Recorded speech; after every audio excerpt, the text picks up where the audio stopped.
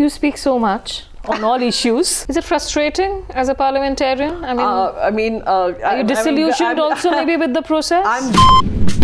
For anyone to get into non-fiction, the first book you read it to understand India is The Discovery of India by Pandit Jawaharlal Nehru. I remember my father used to keep telling me that this is one book you should read. And I used to be like, how can anyone read, these non-fiction books?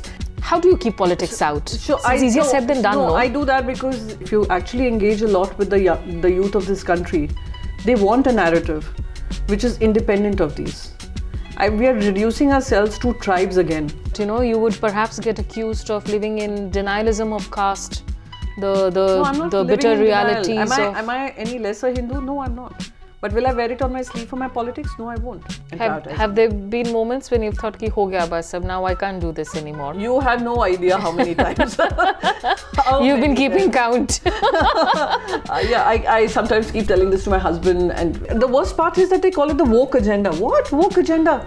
Expecting my children to be able to breathe clean air is not woke agenda. Who says it's woke agenda? Who's going to bell the cat? Who's going to hold them accountable? That accountability that you all were seeking in 2014 is absolutely non-existent in 2025. People of this country are worried about their jobs, worried about the future of their children, their education, their health. Look at where we are living right now, the air pollution. Where are the women? A. B. When is the time? When are you bringing them in? I said good friends do not necessarily make good strategy for the nation. You may have a very good personal chemistry, you may have personal, regards for each other. But ultimately, it is how it benefits your nation.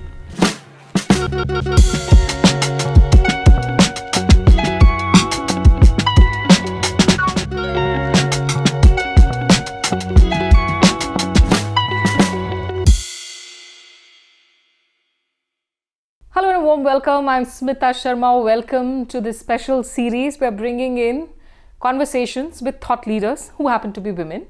And women, of course, who have not just broken the glass ceiling, but who bring in a whole bunch of wisdom, insights, the areas of expertise that they have excelled at.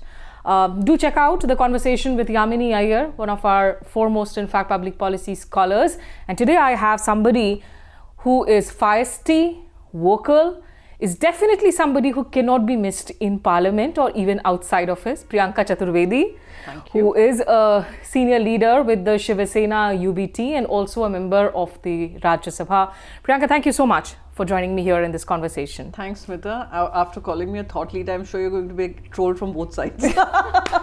That's your expertise. I try and maintain my distance now from social media. Honestly, I think it drains you out. But tell me honestly, Priyanka, so what was of course, your political base, the roots also went way back into your college life.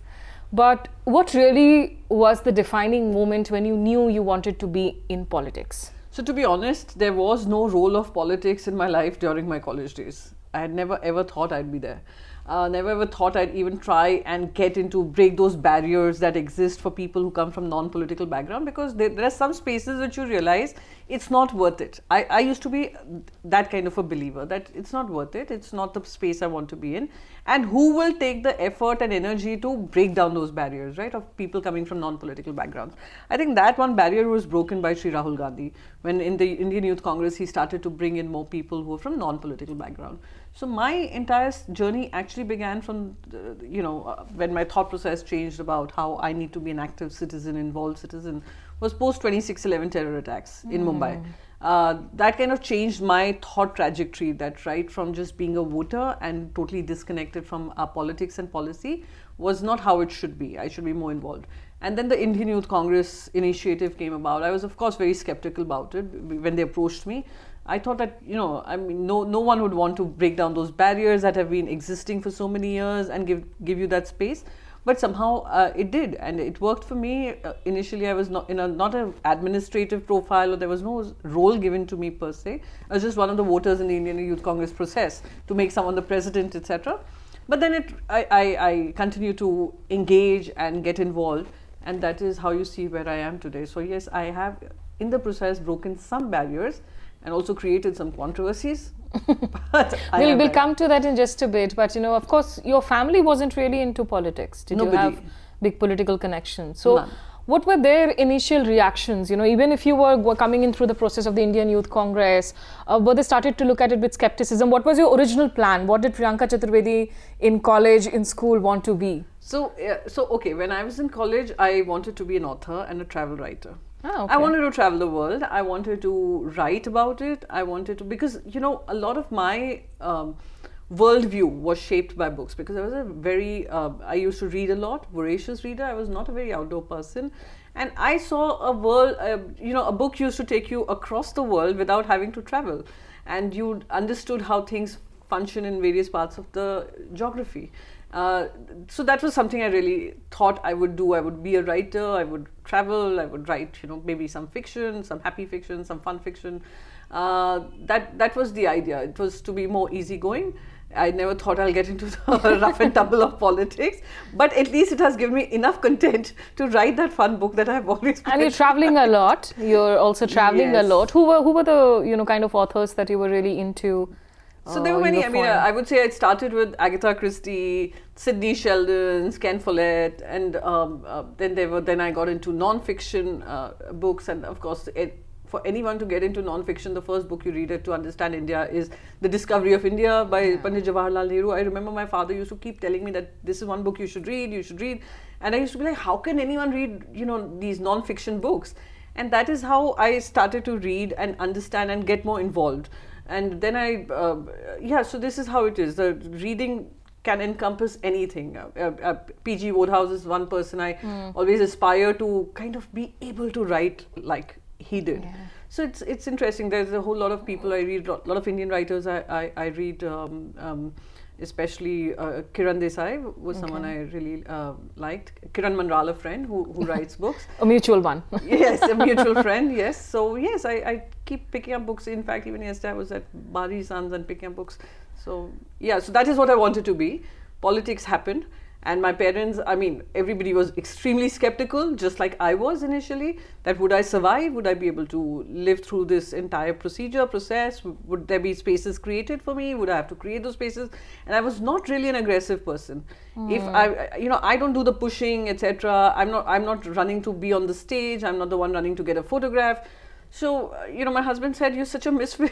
Why would you want to, spend your time on this, right? So, but we did. Now we are where we are, and he's also equally 100% involved in helping out with the kids and with their, with running the house, and which is fantastic. Also, yeah, both of us realized that it came with a whole lot of responsibilities, and the more I got involved, the more he had to take responsibilities to ensure that there was no loss of continuity in ensuring the children had one parent around.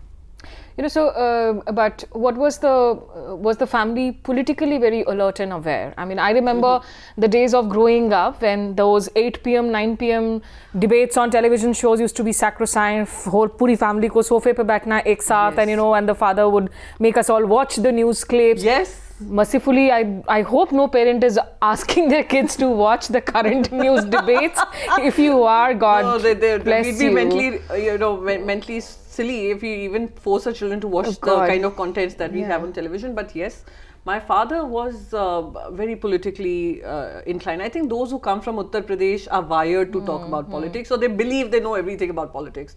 And your roots lie in Mathura, right? My parents are from there, but my father was very engaged. And I do remember at one point in time, he was thinking of giving up his job, and we are like 4 sisters and a brother, and he was thinking of giving up his job to get into active politics, which my mother actively discouraged. That listen, you have a responsibility at home, you can't be just leaving everything and getting into politics. It serves no purpose. So that was the kind of involvement he had, because he has a very political bent of mind, and he used to get me to watch television. Not just that, my father used to write columns about his opinion on politics for Hindi newspapers. So he used to contribute letters to the editor. He used to love writing, and he used to make me do that writing because his handwriting was not very legible. So he used to tell me, why don't you sit down?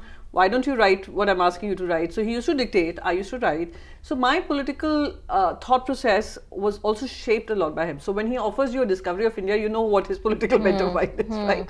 So, and then of course the Doordarshan, and they used to be the most boring bulletins, but now I really miss them because at least they had some true to it, right? Yeah, I started my career, of course, with Doordarshan, and I know there is always this sort of nostalgic churning for Doordarshan. At the end of the day, I know there's no screaming, shouting, it's a lot of grace, but let's not forget that's also, it's a propaganda, government broadcast and narrative, but any day soothing to hear. But yeah, soothing. You just want to hear the anchor saying what they're saying, right? And then you can use your own brains to understand and filter what is right, what is wrong. Unfortunately, we don't live in those times. So that was one. And when I got married into Vikram's family, so I do know that even Vikram's parents, because they come from Uttar Pradesh, they also had a very important opinion about politics. And surprise, surprise, both my side of the family and his side of the family are two different political ideologies. Ouch. so it was pretty interesting when I told them that this is what I'm planning to do. So yeah, we found some peace. But I think in the last, ever since, of course, the BJP government has come into power, this has actually become a reality now of more and more couples or relationships getting polarized to the extent. I have lost out on a lot of friends over the last 10, 11 years, or people that I thought to be as close friends, but I find it difficult now to, sit down and really have a conversation unless work calls for it. So this do you feel like, have you learned a trick or two on how to navigate these situations? Absolutely. I prefer maintaining my relations and keeping politics out of it. Maybe because I do this 24/7, they all know what my opinion is. How do you keep politics out? It's easier said than done. No, I do that because it has led to many scenarios even within my parents' side of the family, because we have 4 sisters and a brother, and my brother, everyone is now married, they have children, adult children of voting age. They all have a mind of their own. They all have their very strong opinions. So do we allow political opinions to overtake our family relations? Is a balancing thing that I did. I chose that whenever we all meet, because we've had those, especially in 2014, my God, there were moments where we used to have this shouting matches at homes on the dining tables, with some walking out, some leaving the WhatsApp groups and blah, blah, blah. Wow. So we've been through that. And then we decided, listen, mental peace is more important. You go do what you do, where you vote, you hang around with your set of friends. But yes, I've also noticed that this has created more silos, where people are going into their own rabbit holes to talk about their politics and their beliefs. Nobody's engaging anymore, because it leads to very intense situations these days. No, WhatsApp groups to jahan mile exit kar hi lena chahiye. I'm all for it. But, I think it's one thing to say don't discuss politics, but it's another thing when politics actually impacts your lives because of, not all families are homogeneously weaved into one caste or one community. Right. Increasingly, there are cases where they may have been interreligious marriages, intercaste marriages. And I think those then become minefields, because you may say that I don't want to discuss a certain party's politics, but if that party's politics is really impacting a certain community in a large way, it becomes very complicated. I have understood one thing, Smita. People are not changing your opinion sitting on dining tables. Neither are you going to change it. They have made up their minds. And let me tell you, I have navigated this space. Okay, let me engage with you. Let me at least try and explain to you. It leads to whataboutery. And that whataboutery also leads to own sense of opinion becoming stronger and stronger. So is it, you have an opinion, you will go express it at the ballot box. We definitely talk on issues, right? Issues impacting the country. But we're doing it minus the political parties. So those are things you navigate. And for me, I've maintained relations with people, but yes, some who've gone so rabid, it just doesn't work for me. It doesn't. We've had friends also who have been influenced, have a particular opinion, but then at some point in time, you realize that one dining table conversation is not going to change anything. What is a non-negotiable for you when it comes to principles and values? A non-negotiable for me would be that for example, even when the media now comes and talks about, one leader is saying this about the Hindu-Muslim thing, religion. Reducing an individual to religious identities and caste identities and allowing the political schisms to exploit it. And the more opinion we offer as politicians, we are adding to that conversation. So that is something which is a no-go for me. I'm absolutely, people who work on these lines is something which is unacceptable to me. But I mean, you're, again, with a party which has had a very strong Hindutva base and it takes pride in it, regardless of the past and whatever controversies may have, people may look at it. And the point is that you are part of the opposition. The opposition alliance for them, caste identity today, at least led by the Congress, is at the center of the conversations. Religious identity is something which is being exploited by both sides. So can you really stay away from it while you are in active politics? I think we can create a narrative which needs to be done. And if you actually engage a lot with the youth of this country, they want a narrative which is independent of these. We are reducing ourselves to tribes again. That if you belong to this tribe, continue being here. We have to rise above it. And I can have an opinion, and that is the beauty of my party, that there are all shades of people in the party, and in any political party. Anyone who says that there's no shade to a political person, that would be incorrect. So I personally feel that our conversations will need to be more about a united nation which matches the aspiration of the people of this country. People of this country are worried about their jobs, worried about the future of their children, their education, their health. Look at where we are living right now, the air pollution. We are still discussing that, but we are discussing about reservations, we are discussing about various other things that take away from the core issues that citizens are facing. I'll come to you on air pollution, issues of public policy matter, but you would perhaps get accused of living in denialism of caste, the bitter realities. Am I any lesser Hindu? No, I'm not. But will I wear it on my sleeve for my politics? No, I won't. Am I any less? I wouldn't take pride in because I haven't reduced myself to my caste. But I'm born with some surname, which is often accused of, historical wrongs. But would I want to be reduced to just that narrative? Not reduced to, but the fact that, it is being brought as a matter of social justice, equality. Do you think it's a problematic narrative? It's unfortunate that we are not talking if the social justice has achieved its aim. I know what I will say is very controversial. But my question is, are we actually reducing people to their caste identities, or we are talking from the social justice point? Nobody is. I hate to say it. Nobody is. Have we achieved the goals that we set out when the reservations happened? Are they giving equal opportunities to all the OBCs who are identified as other backward communities? Are all the SC/ST tribes getting the benefit of the social justice reservation? No, they're not. They have been cornered. And I don't say it. The outgoing Chief Justice himself has said this, Gavaiji, recently. But I'm just saying this because I feel that as people who have a voice should be understanding the need that yes, we are sensitive to this point that reservation may not have achieved the kind of purpose it should, and how do we make it better? That not one community should be able to corner everything. That was the problem initially why the reservations came in, right? And even in the reservations, if you look at OBC categories, they're categories of backward communities. And if you do a deep dive, you would understand that there are some categories within the OBC community which have taken a huge proportion of the so-called reservation system. Isn't that where the demands for the caste census began, say for instance, the insistence that unless you don't have the data in front of you, you'll not really get to know of which community is represented by what percentage, which community has really gained what, even something like caste census. I'm not even against caste census. I did not even mention that. But I'm saying that caste census should also be done from not a political prism, from the prism of delivering social justice. I'm sorry, this becomes a political agenda every single time, every election. My point is, if we talk it from a policy angle, from a social justice angle, we'd probably be doing more justice to it. It's as simple so as then, that. does Priyanka Chaturvedi kind of think that maybe this is also a reason why, if people like you think that there has to be a different sort of a narrative, there has to be a different way of looking at things.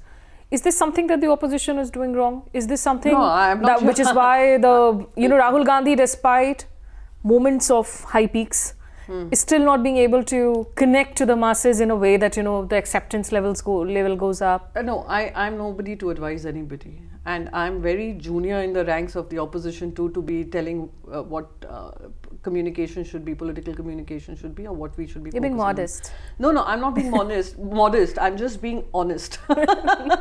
So I'm the reason I say this is because um, um, as someone who in the Rajya Sabha would be probably amongst the younger MPs, um, and a first time MP who's come from totally a background which was not into politics, and probably also very engaged through policy and through having traveled and understood how things work, systems work. Maybe I speak from that space. Maybe it's not a space which will get you the votes. Maybe it's not. So I have an opinion which I'm sharing with you, and I will largely go with the opinion which leaders feel will connect with the people. This is my personal opinion on these issues. I can only offer my personal opinion, but largely opposition knows what it's doing. Opposition can also see the results of it. I don't need to spell it out. You know, again, going back, like you said, that one of the first non-fiction books that your father gave you was, of course, The Discovery of India. And, you know, somebody who obviously respects the Nehruvian ideology. When you look at what is, the kind of India that we live in today, there are things that are going right, there are many things that are going wrong and problematic. And I know you are interested in foreign policy, you do a lot of it, you're also part of the Parliamentary Standing Committee on it. How do you look at this entire concept of Nehru bashing for everything, right? From policy issues to issues of the past to issues of foreign policy. I have a huge problem with that. In hindsight, you might find faults with everything. But a person who's living in that moment and has to take the decisions he does or she does is doing it out of goodness for this nation and his belief that this decision will only help my nation. So to denigrate anybody or to speak of someone badly is extremely unfortunate, and pulling down your own leaders, irrespective of their political parties or their political thought process, is extremely unfortunate. Trying to wipe his name out from posters or his legacy, etc., will not reduce Pandit Jawaharlal Nehru. It will only make people believe more in what he was saying, which was everybody should be able to speak what they want or live a life they want, the way they want, without being judged for it. So I have a huge problem with anybody going on this bashing spree about somebody, whether they speak about Indira Ji, whether it is about Narasimha Rao Ji, whether it is about Dr. Manmohan Singh. I've lived through those times where they used to say the worst things about Dr. Manmohan Singh Ji. The people who voted Modi Ji in and then later realized that this is not how it should be, suddenly realized the virtues of Dr. Manmohan Singh Ji at a time when they used to bash him non-stop. So that is what I always say. It is very easy to judge someone in hindsight. But you don't know what that person, the decisions the person took in that particular moment in time was a responsibility that was given to him by this very country. Good, bad, ugly, time will tell. But don't pull someone down and use that as a way to create more hate. So I'm totally against it. I mean, you know, whether people hate Gandhi, whether people hate Nehru, at the end of the day, these are still the statesmen, the vision that is shared across global capitals today. I mean, even Zohran Mamdani is quoting Nehru in his victory speech. And everywhere we see, whenever they speak in the context of India, they do remember Mahatma Gandhi. He's an icon in itself. So every attempt it's like spitting at the moon. You can continue to spit. Ultimately, it will fall back on you. This is how it works. People see that and they see through it. What do you think makes a good leader? What are the virtues that, for young people out there who want to take to politics? What is the kind of leadership skill that has inspired you and that you think is needed, the virtues needed to make a good leader? I think there was something that Indira Gandhi ji said once. She was asked, would you consider yourself a left-leaning politician or a right-leaning politician? She said, I lean in whichever way my country benefits. So a politician, a leader, a thought leader should not be just a yes man or a yes woman. Should be able to say what is wrong and confront what is wrong and say what is right is right. I have believed in this simply because that's how I've lived my life, and I offer my opinions without any filters on it too at times, which I'm accused of. My office keeps telling me that you're start to apply some filters, but I think I'll be doing huge disservice, because when I got into politics, it was my commitment to the people of this country. So if we are going in the wrong direction, if my people are not thinking that we are going in the right direction, then maybe we need to relook. So that is how I believe. So anyone who wants to get into politics, I would say that you should have a strong mind of your own, be willing to take the brickbats, and also understand that your responsibility is towards the people of the country, and be able to say it and do it. But how democratized are the structures really for people from ordinary backgrounds? I mean, I was looking at Bihar elections and people were saying, I think the cost of fighting an MLA elections today is what? So crore expensive. or two, at least, to begin with. I mean, how many people can really make it to politics? Exactly. I mean, this was something that my husband also used to tell me, when I decided to get into politics. He's like, we don't have the kind of money that is needed for a politician to be able to sustain their lifestyle. You're not some celebrity who's well known to the country. Like, how a lot of celebrities and bureaucrats and former judges jump into politics immediately, now people from the army too. You don't have that. And what is it that you see that you'd be able to contribute, or where will it take you even, right? So those were things that always I continue to ask myself, that contesting an election for an ordinary citizen is not easy. A political party may support you for X, Y, Z, but the way the money is being spent, I wish Election Commission would work on that front. Is the Election Commission actually working? Is the Election Commission looking at those challenges? And that worries me. Are you addressing this issue of not having a level playing field? Are you addressing this issue of making it so difficult for people to even think of contesting an election? So those who have money will contest, those who don't have money but are capable may get the support from the party systems, of course, because that's officially you can give them some money. But is it being able to create a whole new set of leaders who have a mind of their own and to be able to speak for the nation? So those are things those are tough questions that the Election Commission needs to ask itself. I mean, and that's also where, when it comes to the perspective of women in politics, again, it becomes a restraint, because half the time we do see, despite, of course, that historic legislation finally making it through Parliament about reservation, we don't know the timeline when it will come and how it will come. If you look at the dismal numbers of the women candidates, actually, whether it is Haryana, whether it is Maharashtra, whether it is Bihar, less than 10% of women candidates in the spectrum, and the women who are there also mostly are either related to somebody or it's in the family. How will it change? No, and what is worse is, in fact, when it was getting passed, this particular bill, of course we all historic bill, everybody passed it. Even then my opinion was that, where are the women? A. B. When is the time? When are you bringing them in? So I was told later off the record conversations that starting from the next assembly, I said any law that you bring in immediately. You don't say, we are giving you 2029 and then putting conditions to it, that delimitation census, and then add the numbers in the parliament. Why can't you do it on the existing number of parliamentarians? Why don't you do it that way? So it doesn't. So they've said, no, it's a long task, but believe me, as soon as the next parliament assembly elections happen, we will start applying the 33%.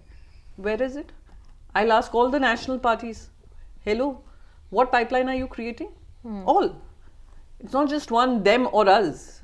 Who's doing it? And when it will, and believe me, Smita, the day this 33% reservation will come into existence, whenever it does, you'll be scrambling to find women leaders. And then you'll have simply because... it's not like you don't have competent women. No, of course you have. I did not mean to say at any point in time that we don't have competent women. But are you grooming them to take on this mantle? Are you grooming them for success? Simply because you will put them wherever the reservation exists, you will make a woman fight a woman, because that seat is all women. Balasaheb Thackeray ji, Vanya Hindu Hriday Samrat Balasaheb Thackeray ji had a very good opinion. He said, leave the 33%, get the political parties to ensure 33% seats are reserved for women and official positions. Otherwise, deregister them, debar them from contesting an election. But let them decide if a woman is capable to fight a man in a particular constituency. Why are you making it an all women fight, all men fight? Let women also compete with men. Why do you think women can only compete with other women and create more problems? You're actually not thought through. So this was an opinion which I quite share with him, that every political party should be given this mandate. So the number of seats you contest, the more number of women you have, right? Else you just have a standard 33% mandate across the country. And then all of them will be scrambling to find that one woman leader. And if you're in alliance, then one of them would probably end up getting it. But in this case, more political parties contesting will have a 33% reservation, bringing in more women. Second challenge is, are you creating a pipeline for women leaders? Now tell me, in their decision-making bodies, both, I'm talking about the national parties now, how many women leaders sit at the decision-making bodies or as election bodies, that who will contest, deciding the candidates? Hardly any. They're a handful. So till you don't bring in that into your systems, you will not even look at creating a pipeline. So suddenly you will have a surfeit of people, women from other spaces of work being asked to contest. And then you're setting them up for failure. They might win, but if they're unable to do their parliamentary commitments or their assembly commitments, then you're setting them up for failure. Yeah. So that was where I was coming from. I did not at any point say that women are not competent enough. No, they are competent, they are capable, but you have to groom them. Yeah, true. And I think, this problem of not enough women sitting on that decision-making table is such a inherent problem with our society at large. Every morning you wake up and you see these full front page ads by other corporates, defense dialogues happening, and the manuals, the 20 photographs that you see, either it will be one woman plus one woman anchor, or one woman anchor and the rest are all men. And this has been my personal grudge as a journalist for years, something you've tried to work on. And then when you bring up all these clauses, delimitation, blah, blah, blah, it actually sounds like, the hot air balloons that have now been launched in Delhi, कि clean air नहीं दे सकते तो hot air equally to gas तो दे सकते हैं. इतना जहर वो करो, breathe करो कि सीधा तुम अस्पताल पहुंचो. You can have a bird's eye view of how polluted the city is, which brings me to the subject that you were. How do you make politicians and political parties really look at policies beyond politics? I mean, especially something like air pollution also. Today also I'm seeing the BJP IT cell is going on and on trying to defend, no, this is the cleanest winter in years, even if it's very high pollution. You have BJP in Haryana, in Punjab, in Uttar Pradesh, in Delhi. It's a 4-engine sarkar. Maharashtra also, the pollution levels have gone up so much. How do you make it a subject where you're really wanting to dive on policy? This is something I really struggle with because when I got into the parliament, I thought that I would be able to create a caucus, convince, etc. But then reality hits, okay, and then the politics hits, and then the political differences are clearer. I felt that a lot of issues we need to rise above our politics and say, okay, let's get into this together. If we cannot, and for BJP, it's such a hypocritical stance because this was the major issue that they were confronting when Aam Aadmi Party was there. Major issue. Oh, look, it's coming from Punjab. Oh, look, it's coming from this, there, blah, blah, blah. And now, the same LG is launching hot air balloons. I mean, where is our priority? What's our prerogative? It's gaslighting, proper gaslighting. Gaslighting apart, it's also showing I hate to use the word, the shamelessness. That once you come to power, you totally forget what you've told to the people. Now, I had introduced a private member's bill where at one point I felt, till the Prime Minister himself doesn't share something as important as climate change and air quality, air pollution, till then none of the states are taking it seriously. Maybe because the Prime Minister is popular, whether the Prime Minister carries that weight. Or maybe governance is just top heavy. Whatever, centralized decision making or whatever. Let the Prime Minister lead a council which has all the environment ministers of all the states, because what happens in Maharashtra may not be the same in Himachal, may not be the same as Uttarakhand, may not be the same as Jammu and Kashmir.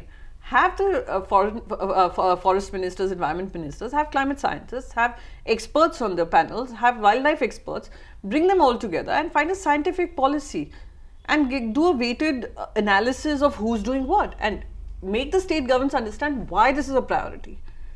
Because even if you look at Uttarakhand, look at the kind of landslides we have, look at the ecological disaster we are creating. It's turning into a tapu, into an island. Nobody is talking about it and nobody's prioritizing it. And we've had these multiple conversations where members of parliament have got together and try to find out what we can do. And I've always said, till you don't instill fear in the voter's mind that what you're breathing right now may lead to sooner death, or your children having to suffer medical consequences and the health emergencies and the cost that comes to living. If half of the money that you earn is spent on your health, then it's a bad way to live. Also, I don't understand. I mean, it almost makes it sound like the children of the political class are somehow not affected by air pollution. I mean, like, how? No, everybody is. Yeah. I mean, and the worst, maybe a certain class of people will buy an air purifier. What about the daily wage labor on the street? What about the animals on the street?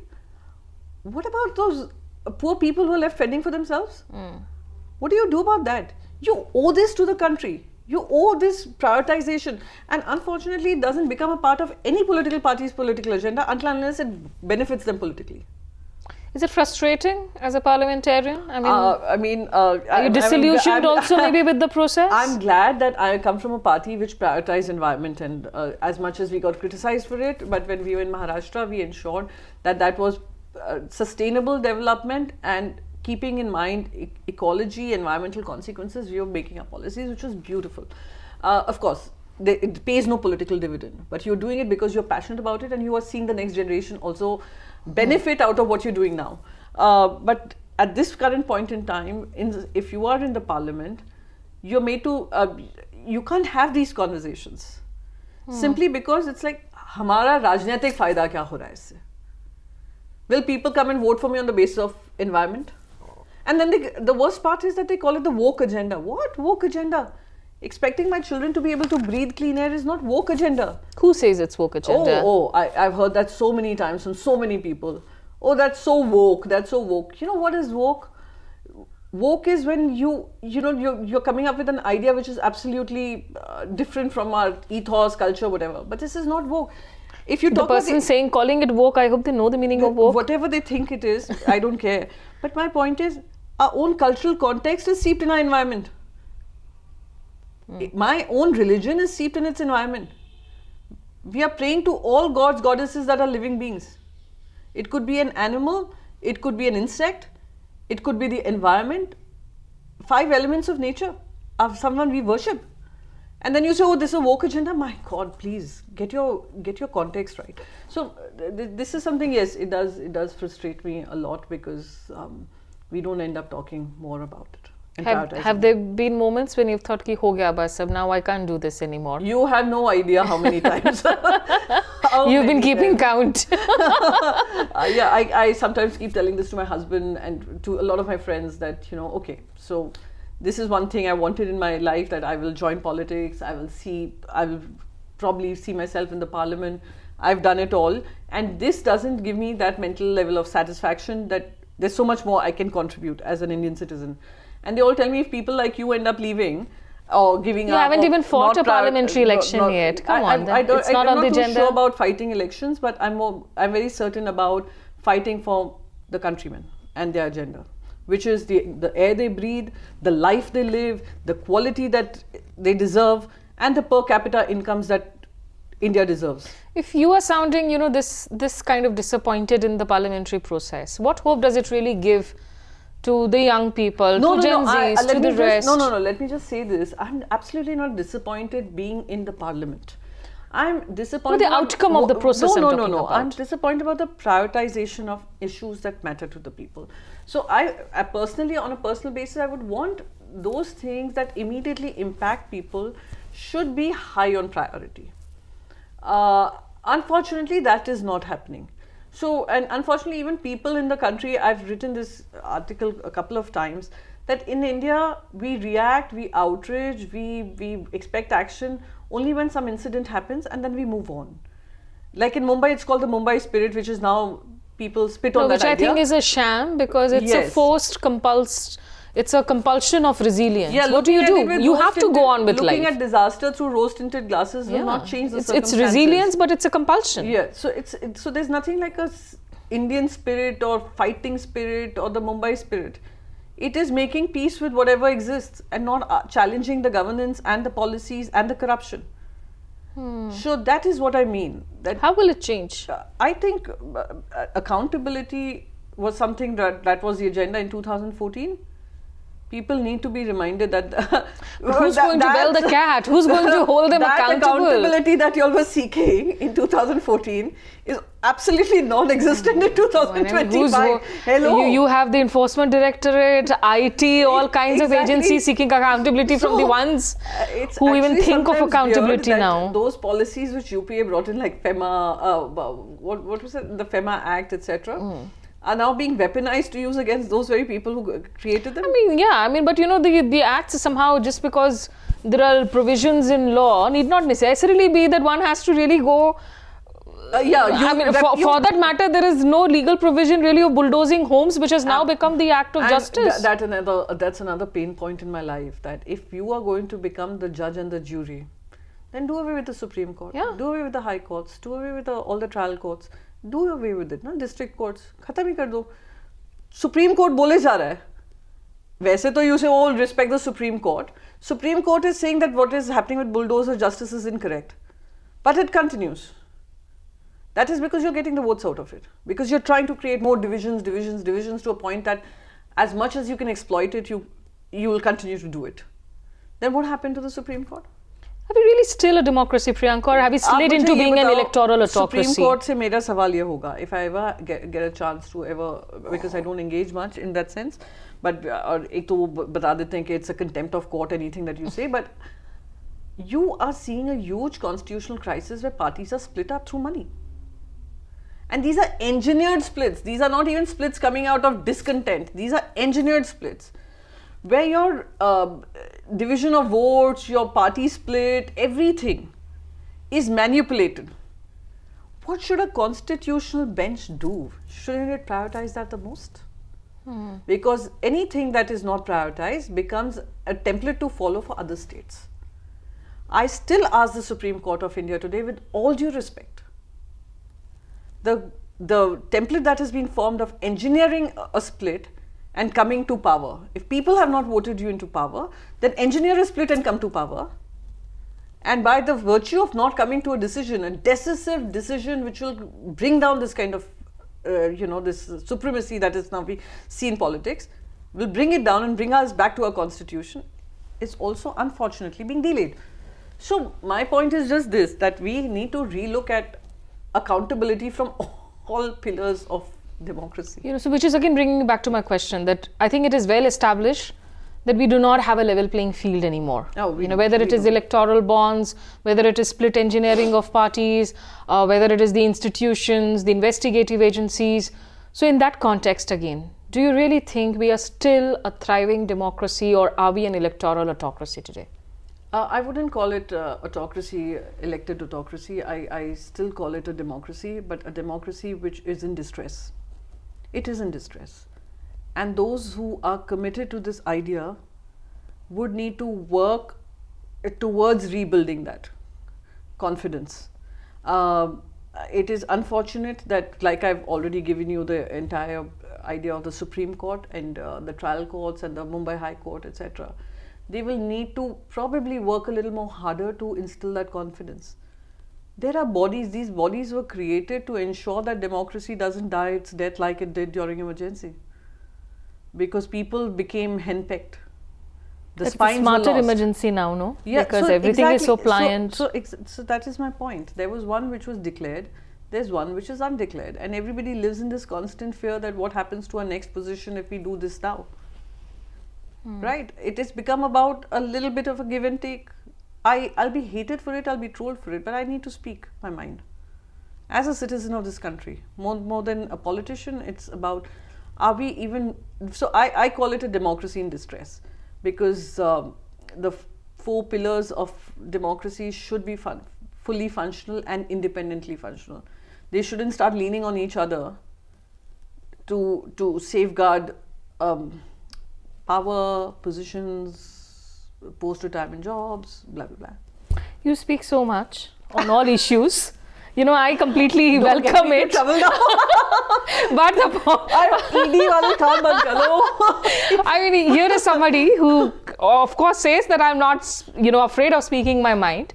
You're in a parliament which is led by a prime minister who shies away from doing a single press conference in 11 years. How do you see this contradiction? He's a man who's very immensely popular, who has numbers, but what does it really speak about the state of the democracy if the Prime Minister refuses to give us a basic right of being able to ask him questions, unless of course these are filtered interviews that he's doing? So can I say something, and it might sound like I'm speaking something which is out of, I shouldn't be speaking, but since I'm being frank, do you realize people don't care about it? It is an issue for us. I will continue to say, why is the Prime Minister not taking the free press? Why is he not answering questions? I would say when you say people, that people would be the segment that is actually supporting him. There is also a significant segment that is not supporting him. Getting a third term, boss. Third term. This argument hasn't convinced voters. I'm asking you as a citizen, as a parliamentarian, do you find it worrisome? Absolutely. Absolutely. We keep joking about, look what Donald Trump has spoken here and look how he has spoken to a journalist. He has spoken. He continuously speaks. And he continuously speaks. He's abusive though. He's abusive. But he takes even questions which are tough, difficult, whatever he does. Even Putin takes questions. Everyone does. I mean, it's just unfortunate that, again, this has not become an important point for voters to actually ask themselves, who is answering questions that we have? Okay, just the last set of questions then, Priyanka, and I'm just going to wrap it up in the next 5-6 minutes. Because you were a part of the delegations that fanned out across global capitals and post Operation Sindoor. Have we kind of not thought through our foreign policy? I find a problem. I have covered foreign policy for long, that we tend to now reduce our strategic doctrines into Bollywood dialogues. 2.5 kilo ka haath kind of dialogues everybody's wanting to give. But when you give a statement saying that any act of terror can be an act of war, is there a limitation to that kind of a doctrine? Because you've perpetually given the power to somebody else to hold you at tenterhooks. And we have seen the kind of reactions which are dramatically different post the Delhi blasts, recently. What do you make of this strategy? No, it's a very confused strategy. This entire hugs and hellos and handshakes and all, look at the camaraderie, look at the rallies, look at the kind of people coming and encouraging and the best friendships. I said this once to a colleague of mine, a fellow member of parliament from another country, where she asked me a question that how is it that this is post of 55% tariff, how is it that Prime Minister Narendra Modi ji and Donald Trump seem to be really good friends, but why is he doing this to India? I said good friends do not necessarily make good strategy for the nation. So the minute we start understanding this difference, and she thought that was a very important thing to say, that you may have a very good personal chemistry, you may have personal, regards for each other, but ultimately it is how it benefits your nation. It's as simple as that. You're in a role to benefit your nation, because you've made a commitment to your nation and that what you can give. In terms of our foreign policy, I do find it extremely problematic. I'll give you one example. When the Ukraine-Russia war was at its peak, at that point where Indian students were stuck at various borders, I remember that time, and I think even Priyanka Gandhi Vadra faced a similar thing recently with the Israeli ambassador to India. So I remember tweeting to, there were a lot of students who were stuck at the Poland border. Yeah, the Polish ambassador there was a bit of a confusion. I had tweeted, I did not even involve the Poland ambassador. I wrote to India in Poland, tagged India in Poland, saying that there is some challenge, if you could look at it, because there were a group of 10-12 students who were being pushed back. And I had the Polish ambassador to India tell me that I was spreading lies. I said, how does this work? You are sitting in my nation, enjoying our hospitality and all the perks of being the ambassador, and telling a sitting member of parliament that she's spreading lies, and I've not even tweeted to you. I've not even tweeted to your handle. I'm not even complaining to the Polish authorities. I'm telling my embassy in Poland to just check on those students. And I did not get a word of support from anybody. And in fact, India and Poland Twitter handle went and retweeted that whole charge that Polish ambassador made towards me. Absolutely. I was disgusted, and I was all set to bring a privilege motion against him. I was dissuaded. I raised it in the select committee that I'm a part of, which is headed by the Minister of Foreign Affairs. And I do remember when it was discussed, we were dissuaded, which was fine, and that tweet was undone from the Indian handle. But if this is your policy, where someone can come up and embarrass your own member of parliament for not even talking to him, not even accusing, not even saying anything, just saying that there's some skirmish there, can it be checked? And I'm working in tandem with the government, right? I'm just trying to resolve this problem. So, and then we saw the same thing happen with Priyanka Gandhi Vadra. You don't do this. You don't encourage these kind of policies and behaviors. And then it happened with y'all, where the Taliban embassy, the Afghanistan embassy did not allow women journalists in. Why was it allowed to happen in the embassy if it was if women were going to be kept away?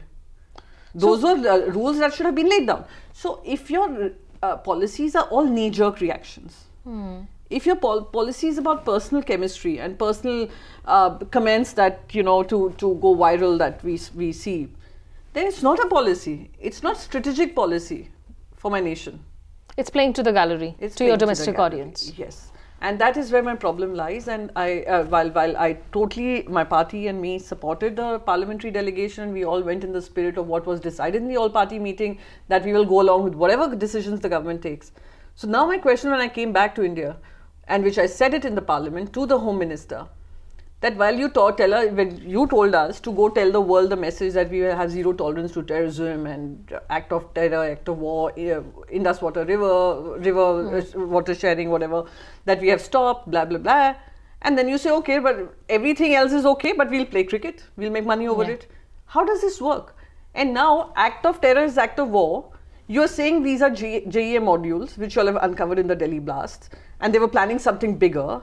These are people who have been indoctrinated while working in India, while being Indian citizens. Then if that was an act of terror you've claimed, and it has Pakistan role in it, which is the JEM, then why is that not considered the act of war? Yeah, so I mean... that dichotomy, that entire confusion is something that I think in itself speaks for it in itself, right? So those are things which... I think is something so you feel that we are actually indulging more in rhetoric, less in substance, and which is why this perception that at the end of the day we are way more isolated today on the global stage, than we were actually. Oh, absolutely. Before even 2019 Pulwama attack saw much bigger support for us. Absolutely.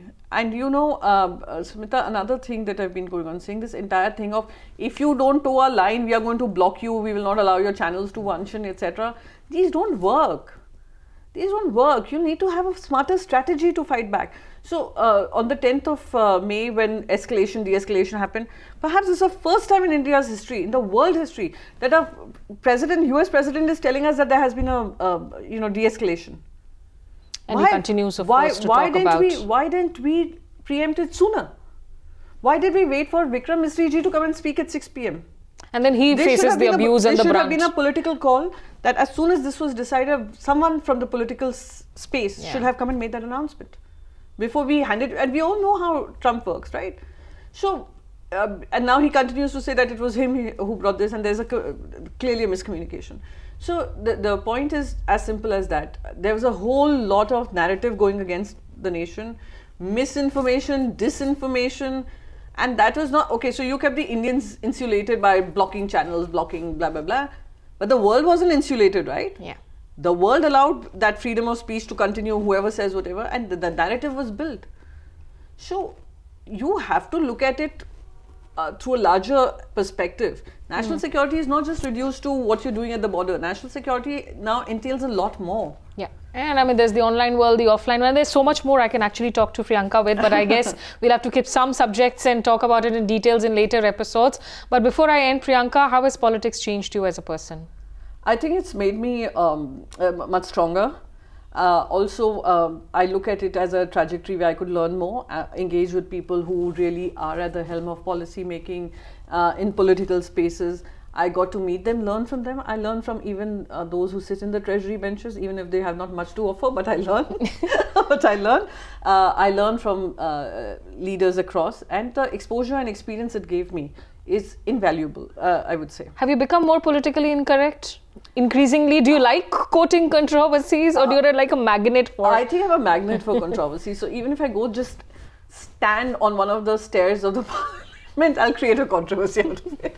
So some people have that knack, right? So I probably have that knack. So wherever I go, controversy follows, but I've learned to make peace with that. And it's okay. I mean, so whether it's a photo with Priyanka Gandhi Vadra, whether it's a photo with the Prime Minister, and I think she's already spoken a lot on these issues, so I'm not going to bring them up anymore again. Like because that reduces the IQ level of people who are talking also, and the listeners also be like fed up, can she just live her life? Okay, just one final question. You again going back to the young Priyanka Chaturvedi, who you said was actually writing handwritten notes and op-eds in the era of AI and chat GPT.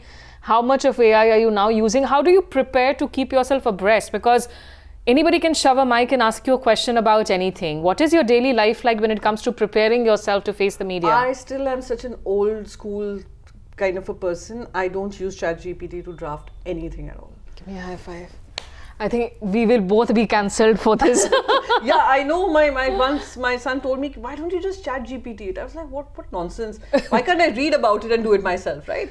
So I read a lot. Like I initially told you, I read a lot, and I may not be tweeting much, but I read a lot of what's happening on social media. Especially all my news breaks at least come from Twitter majorly, what is happening. And I read up about it, and I read all versions, right? I just don't read my version or the one that I want to believe. I would want to listen to all versions and then make a mind of my own. So I do that, and yes, I still write handwritten notes. I still read physical books and not e-books. And so yeah, you can call me old school, but that is how it is. But considering that I don't socialize much, I'm not out there much. I prefer to be at home reading stuff and understanding stuff and grasping stuff, policy papers, etc., and contributing the way I can. So one final word of advice to students. I mean, between the politician Priyanka and the parent Priyanka, is student politics, campus politics good, bad, ugly? What's your advice to the youth? I would tell them, so I'm not a person who is a strong believer of student life politics. I'm someone who believes that students need to grasp every aspect, and that is why continue whenever I go to colleges and schools, I tell them, I encourage students to read a lot more. And not just, like I said, not just read your version of what you believe or your side of the truth or what you believe is your truth, because there are several shades to the truth also. Read everything before you make up your minds as to where you want to be and where you see yourself as contributors. And whenever you do take up some assignment, there should be a commitment involved in it. The commitment to keep growing, keep learning, and keep improvising. So those are things I always make it a point, that just because you believe in something does not necessarily become the best way or the best version of the truth. Right. So again, read up and understand what you're doing before you jump into something which can lead to controversies, which can lead to even problems. And we are seeing this happen during protests, etc. The youngsters are the most vulnerable to a state police coming forward and clamping you down and scaring you for life. So those are things which I would really recommend. Be very clear about your vision, your commitment, and what you're bringing to the table. Okay, so yeah, you got to find a voice early on is fine enough. Read. Please guys, I can't insist enough that how much you need to read. And yes, very important point that Priyanka says, I think it's to make a conscious decision to not be a part of an echo chamber. Listen into the other voices. Of course, you make your opinion as an informed choice.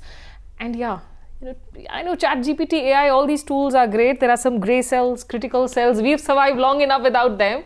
You can too, perhaps, if you give it a thought. But thank you so much, Priyanka. Thanks. Lovely chatting to you, like always. I did not bring in any sari questions. But yeah, that's all that we have for in this episode. Watch out for the next conversations also that's upcoming with video journalist Meherban. I'm signing off for now. Goodbye and take care.